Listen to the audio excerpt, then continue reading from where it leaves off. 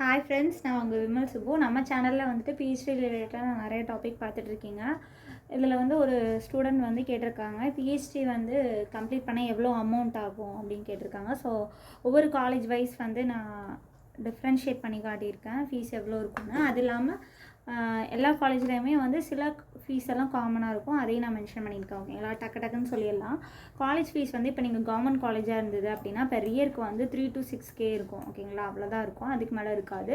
அதுக்கப்புறம் அங்கே வந்து ப்ரப்போசல் நீங்கள் அந்த காலேஜில் ஜாயின் பண்ணிங்க, கவர்மெண்ட் காலேஜில் ஜாயின் பண்ணிங்க அப்படின்னா ஏதாவது ஒரு ஸ்கீம் கீழே நீங்கள் ஸ்காலர்ஷிப்க்கு ப்ரப்போசல் போட்டிங்கன்னா உடனே வந்து நீங்கள் செலக்ட் ஆகிடுவீங்க. அது வந்து அங்கே ஒரு ப்ளஸ். ஓகேங்களா, தென் அதுக்கப்புறம் கெமிக்கல் அண்ட் லேப் எக்யூப்மெண்ட் வந்து கவர்மெண்ட் காலேஜில் கொஞ்சம் கம்மியாக தான் இருக்கும்.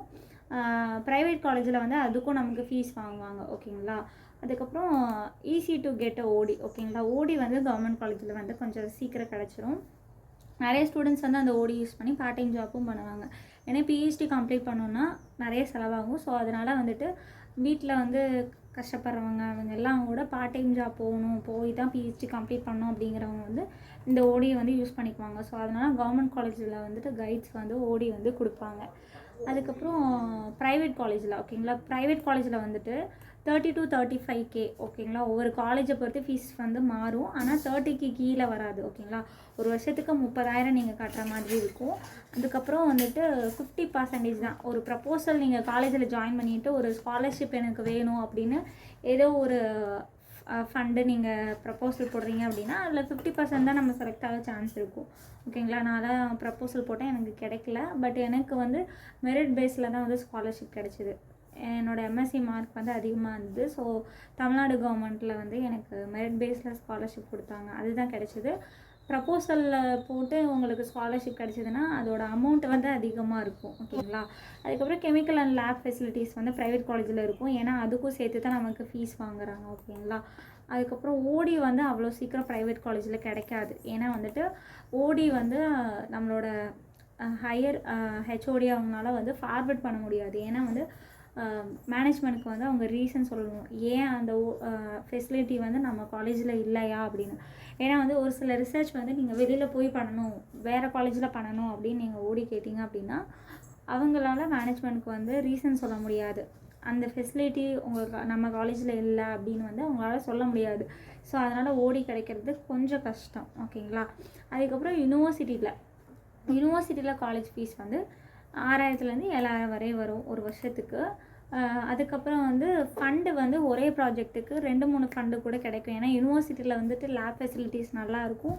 அது இல்லாமல் வந்துட்டு எல்லா ஒர்க்கும் அங்கே எப்போவுமே வந்து அங்கேயும் வந்து ஃபண்டு கவர்மெண்ட் காலேஜில் மாதிரியே ஏதாவது ப்ரப்போசல் போட்டால் சீக்கிரம் நமக்கு வந்து கிடச்சிடும்.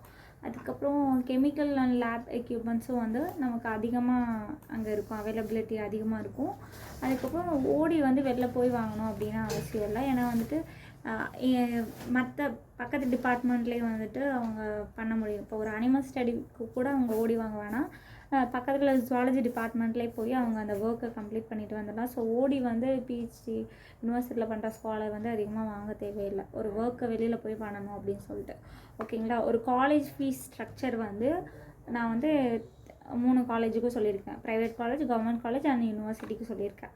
அதுக்கப்புறம் இந்த 3 காலேஜ்லேயுமே பண்ணுற ஸ்காலர்ஸ்க்கு சில ஃபீஸ் வந்து காமனாக இருக்கும். அது என்னன்னு பார்த்தீங்கன்னா poster presentation, oral presentation, paper publication, sorry for the interruption, seminar, work shop, hands on training, lab results, இதெல்லாம் வந்துட்டு எல்லா காலேஜ்லேயும் காமன் தான்.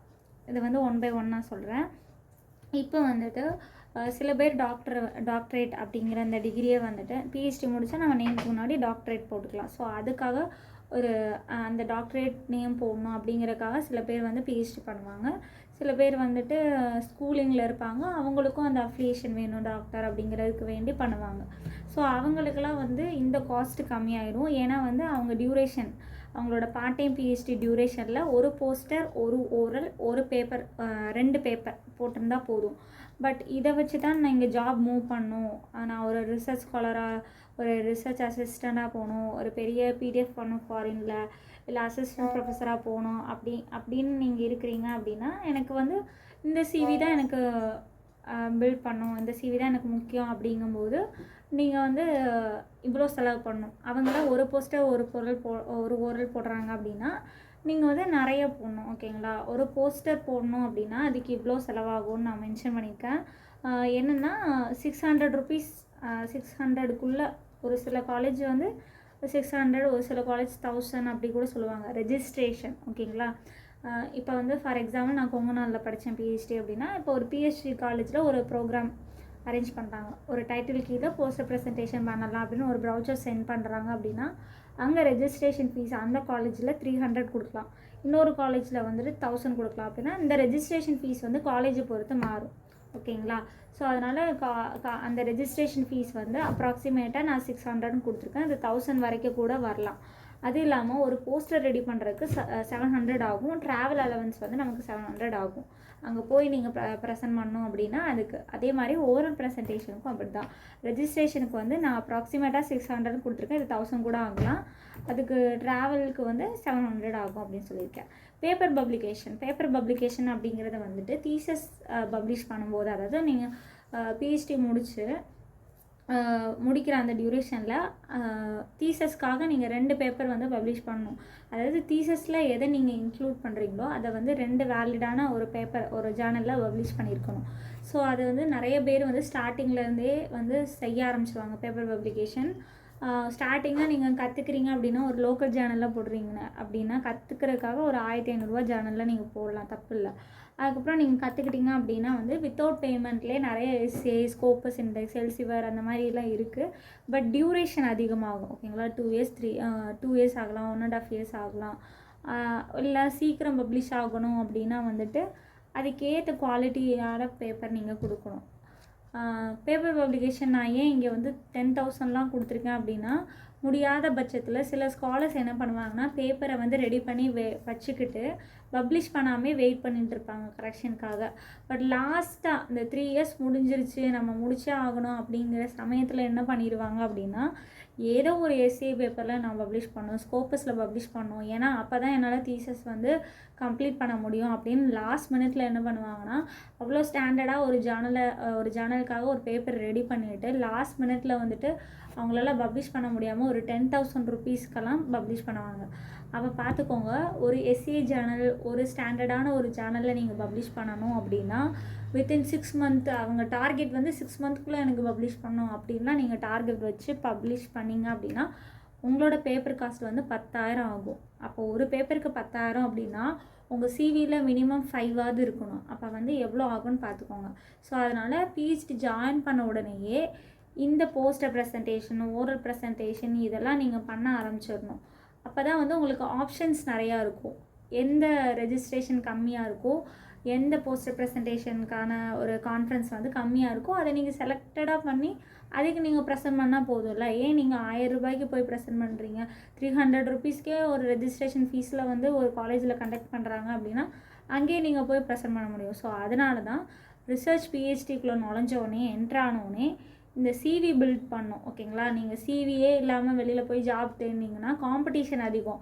ஏன்னா உங்களோட காம்படிட்டராக வர்றவங்க நிறைய பேப்பர் வச்சுருக்காங்க, நிறைய ஓரல் ப்ரெசன்டேஷன் வச்சுருக்காங்கன்னா அதுக்கெல்லாம் கூட மார்க் போடுவாங்க. ஸோ அதனால் நீங்கள் ரிஜெக்ட் ஆக சான்ஸ் இருக்குது. ஸோ அதனால் உங்கள் சிவியை பில்ட் பண்ணுறதுக்காகவாது நீங்கள் போஸ்டர் ப்ரெசன்டேஷன், ஓரல் ப்ரெசன்டேஷன்லாம் பண்ணணும். ஸோ அதுக்கு நீங்கள் செலவு பண்ணி தான் ஆகணும், வேறு வழியே இல்லை. அது இல்லாமல் seminar, work shop, hands on training இதுக்கெல்லாம் கூட வந்து இவ்வளோ செலவாகும். 200, 300 அப்படின்னு வந்து மாதம் அதுக்குன்னு தனியாக நீங்கள் செலவு பண்ணி தான் ஆகணும், வேறு வழி இல்லை. அப்போ தான் உங்கள் சிவி வந்து இன்க்ரீஸ் ஆகும், அதோட வேல்யூ இன்க்ரீஸ் ஆகும். ஸோ அதனால் இதுக்கெலாம் நீங்கள் ஸ்பெண்ட் பண்ணி தான் ஆகணும். ஓகேங்களா? அது மட்டும் இல்லாமல் seminar, work shop, hands on training இதை பற்றி டீட்டெயிலாக வந்துட்டு நான் யூடியூப்பில் வந்துட்டு நிறைய வீடியோஸ் போட்டிருக்கேன், நீங்கள் பாருங்கள். லேப் ரிசல்ட் வந்து இப்போ சாம்பிள் ஒரு ரிசல்ட் ஒரு ஸ்டடிக்கு வந்து 2000லேருந்து 5000 ஆகலாம். ஃபார் எக்ஸாம்பிள் நீங்கள் இப்போ சயின்ஸ் ஸ்டூடெண்ட் வச்சுக்கோங்களே, கெமிஸ்ட்ரியாக இருக்கலாம், ஃபிசிக்ஸாக இருக்கலாம். இப்போ நானோ சயின்ஸ்னு எடுத்துட்டிங்கன்னு வச்சுக்கோங்க, ஒரு சாம்பிளை மட்டும் நமக்கு கொடுக்க முடியாது, 2-3 சாம்பிளை கம்பேரிட்டிவாக எடுத்துகிட்டு போவாங்க. அப்போ 2-3 சாம்பிளை வந்து நீங்கள் செம் அனாலிசிஸ், ஸ்டெம் அனாலிசிஸ் அப்படின்னு நீங்கள் கொடுத்தீங்கன்னா ஒரு சாம்பிளுக்கு வந்து 3000 அப்படின்னா 3 சாம்பிளுக்கு 6000 ஆகும். அந்த மாதிரி லேப் ரிசல்ட்டும் வந்து அதிகமாக செலவாகும். அது இல்லாமல் எம்ஃபில் எக்ஸாம் ஃபீஸ் கட்டுவோம். நம்ம ஃபஸ்ட் இயரில் வந்து எம்ஃபில் எக்ஸாம் எழுதுவோம் இல்லைங்களா, அதுக்கு வந்து ஒரு பர்டிகுலர் அமௌண்ட் 1500 கட்டுவோம். அதில் அரியர் வச்சிங்கன்னா அகைன் அந்த பேப்பருக்கு 500 கட்டணும். அப்புறம் டிசி மீட்டிங் வந்து சிட்டிங் ஃபீஸ் கொடுப்போம். நம்ம ஹெச்ஓடிக்கு 500, கைடுக்கு 500, அப்புறம் வந்து வர எக்ஸ்டர்னலுக்கும் ஒரு 500, அப்புறம் ட்ராவல் அலவன்ஸ்னு சொல்லிட்டு 1000 கொடுப்பாங்க. அது இல்லாமல் டீ ஸ்நாக்ஸ் இதெல்லாம் சேர்த்து ஒரு டிசி மீட்டிங் 1 வைக்கணுன்னா மினிமம் 5000 தான் ஆகும். அதே மாதிரி டிசி 2க்கும் வரும். சினாப்சிஸ் ஃபீஸ், தீசஸ் ஃபீஸ், அப்புறம் தீசஸ் பைண்டிங் எல்லாத்துக்குமே ஃபீஸ் ஆகும். சினாப்சிஸ் ஃபீஸ், தீசஸ் ஃபீஸ் எல்லாம் வந்து பாரதிய யூனிவர்சிட்டிலே வந்து இப்போ சேஞ்ச் பண்ணிட்டாங்க, டபுள் ஆக்கிட்டாங்க. நாங்கள் கட்டும்போது சினாப்சிஸ் ஃபீஸ் வந்து 3000, இப்போ வந்து என்னோடய ஃப்ரெண்டு வந்து 6000 கட்டினாங்க. ஸோ இதெல்லாம் வந்து செக் பண்ணிக்கோங்க யூனிவர்சிட்டி அஃபிஷியல் வெப்சைட்டில். அது இல்லாமல் என்னோடய வீடியோஸ்லேயும் நான் வந்து யூனிவர்சிட்டி நோட்டிஃபிகேஷன் போட்டிருக்கேன். ஃபீஸ் எல்லாம் வந்து இப்போ கொஞ்சம் ஜாஸ்தி ஆயிடுச்சு. அதுக்கப்புறம் தீசஸ் பைண்டிங் வந்து மினிமம் 10K தான் ஆகும். ஏன்னா 6 காப்பீஸ் நீங்கள் போடுற மாதிரி இருக்கும் தீசஸ், ஓகேங்களா. ஸோ அதனால் வந்து மினிமம் உங்களோட பேஜ் கம்மியாக இருந்ததுன்னா 10K ஆகும், அதிகமாக இருந்ததுன்னா கொஞ்சம் அதை விட அதிகமாக இருக்கும். அதுக்கப்புறம் வைவாக்கும் டீ ஸ்நாக்ஸ் எல்லாம் கொடுப்போம். அப்புறம் அதுக்கு ஒரு ஃபீஸ் ஆகும். அப்புறம் ப்ரொவிஷ்னல் சர்டிஃபிகேட் அப்ளை பண்ணுறதுக்கு ஒரு அமௌண்ட் கட்டுவோம். டிகிரிக்கு ஒரு அப்ளை பண்ண கட்டுவோம். இது இல்லாமல் ஜெராக்ஸ் ஃபீஸ், அதாவது ஒரு ப்ரப்போசல் போடுறீங்கன்னா, ஒரு பேப்பர் ரெடி பண்ணுறீங்க அப்படின்னா அந்த பேப்பரை வந்து மேம் கிட்ட கரெக்ஷன் காட்டுறதுக்கு, தீசஸ் ரெடி பண்ணுறீங்க அப்படின்னா டம்மி தீசஸே ஒரு 4-5 காப்பி நீங்கள் போட்டு கரெக்ஷன் வாங்கிட்டே இருப்பீங்க. அந்த மாதிரி ஜெராக்ஸ் ஃபீஸே வந்து ஒரு உங்கள் பிஹெச்டி டியூரேஷனில் வந்து ஒன்றும் இல்லை, உங்களோட ஆதார் கார்டு, உங்களோட மார்க் ஷீட்டு, இந்த மாதிரி ஜெராக்ஸ் எடுக்கிறதுக்கே வந்து உங்கள் பிஹெச்டி டியூரேஷன்லாம் 50,000 செலவாயிரும்னு வச்சுக்கோங்களே. ஏன்னா அவ்வளோ ஜெராக்ஸ் எடுப்பீங்க, நீங்கள் எல்லாத்துக்குமே எடுப்பீங்க. டிசி மீட்டிங்க்கு எடுப்பீங்க, தீசஸ்க்கு பைண்டிங்க்கு, தீசஸ் கரெக்ஷனுக்கு, அப்புறம் பேப்பர் பப்ளிகேஷனுக்கு, எல்லாத்துக்குமே நீங்கள் ஜெராக்ஸ் நிறையா பண்ணுவீங்க. ஸோ அதுவே வந்து உங்களோட பிஹெச்டி டியூரேஷனில் 50,000 வந்துடும். ஸோ ஓவராலாக இவ்வளோ செலவையும் வச்சு கம்பேர் பண்ணி நானாக வந்து அப்ராக்சிமேட்டாக சொல்கிறேன். ஒரு பிஹெச்டி நீங்கள், அதாவது ஒரு பிஹெச்டிக்குள்ளே நீங்கள் நுழைஞ்சிட்டிங்க அப்படின்னா மினிமம் உங்களுக்கு 4 லட்சமாவது செலவாகும். எனக்கு வந்து அதுக்கு மேலே தான் செலவாச்சு, ஓகேங்களா. இல்லை பை லக்கில் வந்து உங்களுக்கு ஒரு ஸ்காலர்ஷிப் கிடச்சிருச்சு, இல்லை வந்து ஏதோ ஒரு ப்ரப்போசல் செலக்ட் ஆயிடுச்சுன்னா அப்போயும் உங்கள் செலவு வந்து 3 லட்சம் இல்லை 3 லட்சத்துக்கு வரும், ஓகேங்களா. 1 லட்சம் வேணால் கம்மியாகலாம். ஏன் அப்படின்னு பார்த்தீங்கன்னா உங்களுக்கு வருஷத்தை வந்து இன்க்ரீஸ் பண்ணிடுவாங்க. இப்போ வந்து நீங்கள் யூஸ்வலாக ஒரு 3 இயர்ஸ் 4 இயர்ஸில் கம்ப்ளீட் பண்ண வேண்டிய உங்களோட பிஹெச்டி டியூரேஷன் வந்து உங்களுக்கு ஃபண்டு கிடச்சிது அப்படின்னா 5 இயர்ஸ் 7 இயர்ஸாக வந்து இன்க்ரீஸ் பண்ணிடுவாங்க. ஏன்னா வந்து மந்த்லி 45K நீங்கள் வாங்குறீங்க அப்படின்னு வச்சுக்கோங்களேன், உங்களோட டியூரேஷன் இன்க்ரீஸ் பண்ணிடுவாங்க. அப்போயுமே உங்களால் மிச்சம் பண்ண முடியாது. கரெக்டாக வந்து வர அமௌண்ட்டு வந்து அதில் பாதி வந்து நீங்கள் தீசஸ்க்கு செலவு பண்ணுற மாதிரி தான் இருக்கும். ஓரளவு உங்கள் காசில், அதாவது உங்களோட ஃபெல்லோஷிப்பில், உங்களோட ஸ்காலர்ஷிப்பில் நீங்கள் படிச்சிங்க அப்படின்னு சொல்லலாம். அம்மா அப்பாவை கஷ்டப்படுத்தாமல் ஸ்காலர்ஷிப்பில் கிடச்சி கொஞ்சமாவது மேனேஜ் பண்ணோம் அப்படின்னு வேணால் சொல்லிக்கலாம். பட் செலவு நிறையா தான் ஆகும். ரிசர்ச்சுக்கு ஒரு செலவு பண்ணுவோம். நம்ம சிவி பில்ட் பண்ணுறதுக்கு ஓரல் ப்ரெசன்டேஷன், போஸ்டர் ப்ரெசன்டேஷன், அதுக்கு ஒரு செலவு பண்ணுவோம். ஸோ வந்து மாதம் பர்டிகுலராக ஒரு அமௌண்ட்டை வந்து பல்காக போயிட்டுருக்கும், ஓகேங்களா. ஸோ இவ்வளோ செலவாகும். இதில் வேறு ஏதாவது குவரிஸ் இருந்ததுன்னா கீழே கமெண்ட் பண்ணுங்கள், நான் எக்ஸ்பிளைன் பண்ணுறேன், ஓகேங்களா. தேங்க்யூ ஃபார் வாட்சிங்.